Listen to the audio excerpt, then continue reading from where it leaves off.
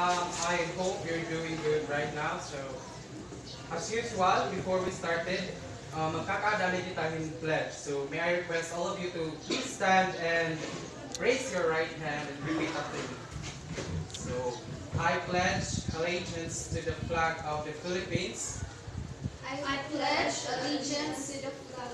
Wait a minute. Yes, Ms. Lukay. Excuse me, Mr. Jacobs. Sorry to interrupt, but pledge allegiance, what does that mean?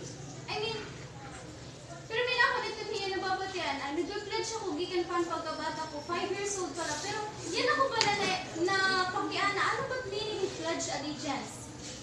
Pledge allegiance. Pledge meaning mag-promise.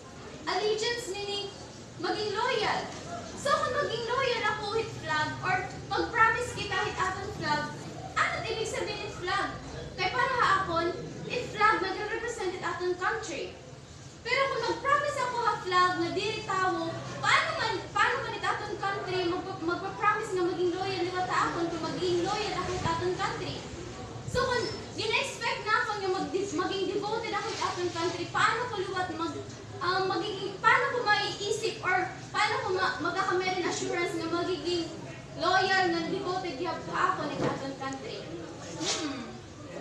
Kung magudano,